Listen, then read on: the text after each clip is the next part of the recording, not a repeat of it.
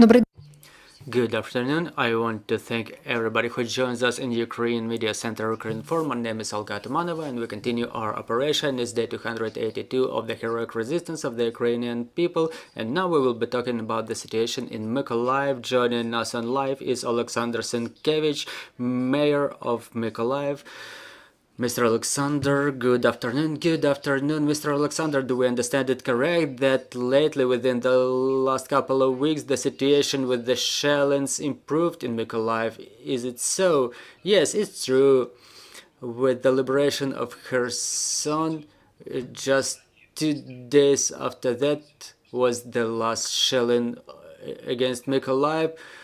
A rocket hit a 5-story building, which resulted in the death of 7 people and the destruction of all the 5 floors. After that, there were no rockets hitting the city, so the front changed, and now Kherson is being shelled constantly in Mykolaiv. Certain activity resumed. We see the growth in number of cars in the streets and number of people coming back to the city. We understand that now for sure your front is humanitarian. So what's the situation with energy systems and critical infrastructure? For the last couple of days, the situation, just like all over Ukraine within the last week, did not change for the best. We have rolling power shutdowns. Obviously, the mayor of the city, it's his fault. Many citizens of Mykolaiv, they write me, they text me, and I encourage everybody to visit the page of Mykolaiv Oblenergo to check the schedule of rolling power shutdowns, so that the people can react respectively and get prepared to the power shutdown or power going back up. And I tell the citizens of Mykolaiv to be ready to the worst, and even that we may end up in a situation we don't have either power or water or gas. The city government prepares itself, but every citizen should be prepared but themselves too, like to prepare warm clothing, water, food. And now some people, even after the many months of bombardment, they still don't understand what's going on. They tell me, get the power back on, get the heat supply back on. There is water supply in Mykolaiv, there is heat supply all across Mykolaiv. I mean the centralized heating. There are some emergency situations which are being mitigated, and we resume the heat supply immediately. We keep deploying the resilience stations for the case of blackout. As to the main problem for Mykolaiv, the supply of potable water, what's the situation in this regard? We know that our repairing teams are almost done with all the works to resume the supply of potable water, but there was recently a shelling by the occupiers. So what's the situation now? Well, we completed the repairing works on all the pipes damaged by the occupiers. It was 72 kilometers of the pipes with a diameter of 1.4 meters, which supplied the potable water from the Dnipro River to Mykolaiv.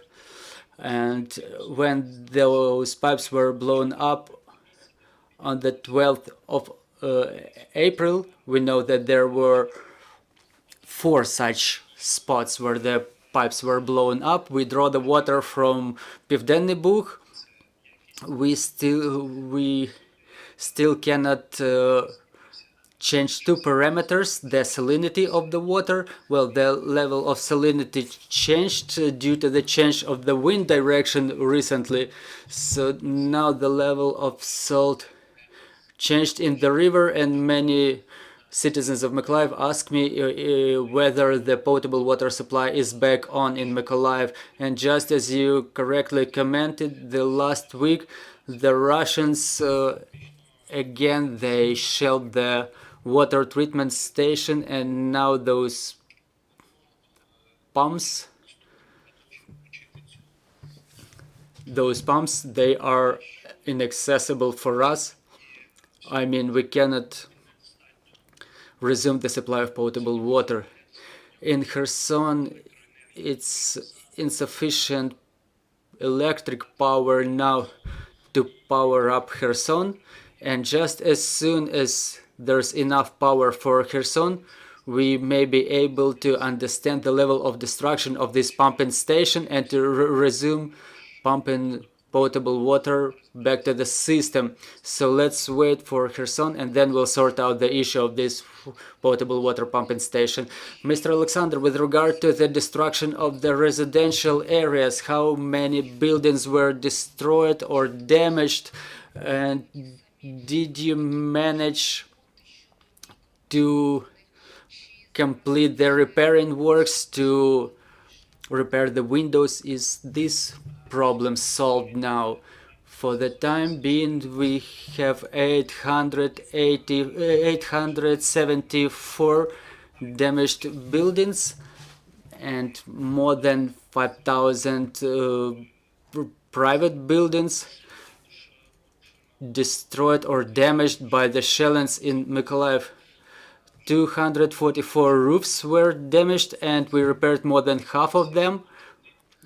They're all covered, they're all protected against leaking, and we had to preserve a part of them for the capital repairs. Other ones that could be repaired were already repaired, and people have roofs above them back again. As to the windows, I received the information that we covered 100% of the broken windows. We were using plywood and foam because we just don't have the glass in the necessary quantities. Maybe it's not available even all across Ukraine, so we resumed the heat supply to those buildings, and I want to thank all the cities of Ukraine which sent their teams to Mykolaiv so we could cover those windows. And I want to encourage all the citizens of Mykolaiv who may have been omitted in this process, please contact 1588 to the Mykolaiv municipal hotline so we cover all their needs. So this is the situation. I hope that as soon as the enemy is being pushed away to the safe distance, we will be able to restore windows in the social institutions which were partially destroyed or damaged by the explosions of the bombs. We have questions in the studio, please. Good afternoon, Ukrinform. How many buildings are destroyed and are not subject to repair? And how will you solve the problem of the citizens who lived in those buildings? For the time being, we're having around 70 private houses which were destroyed to the ground, and around 30 apartment blocks, I mean the buildings with more than 2 floors, which are not subject to restoration. And for example, a part of the building is destroyed, and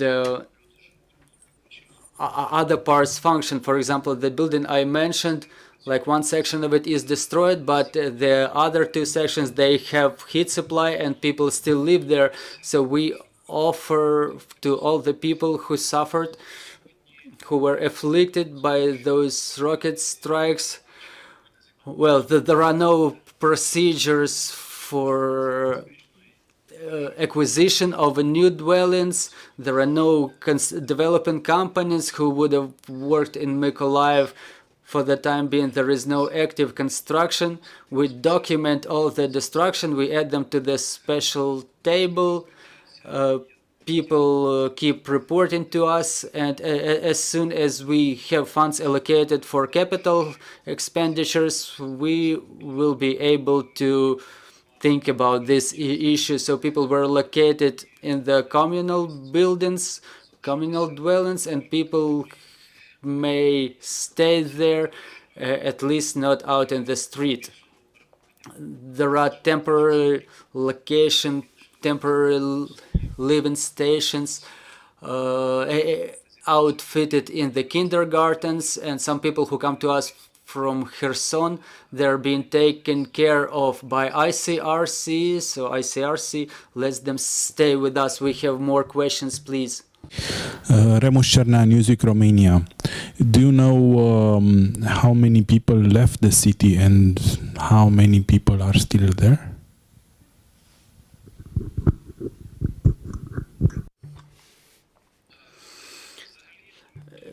In total, the population of Mykolaiv was about 500,000, 486,000 people. With the beginning of the war, more than half of the citizens left the cities. According to the recent evaluation, there is a half of the people comparing to the pre-war time. We calculated by the sewer waste and the information by the disposition of the solid waste, and also we evaluated by the number of cell connections to the cell communication tower. So 1 month ago it was about 230,000 citizens. As of today, it may be around 250,000 citizens. 156 citizens died as a result of shellings, including 2 children, and these numbers could have been way bigger. But more than half of the people, again, as I mentioned, left the city, so maybe thanks to that, the number of victims is not that big.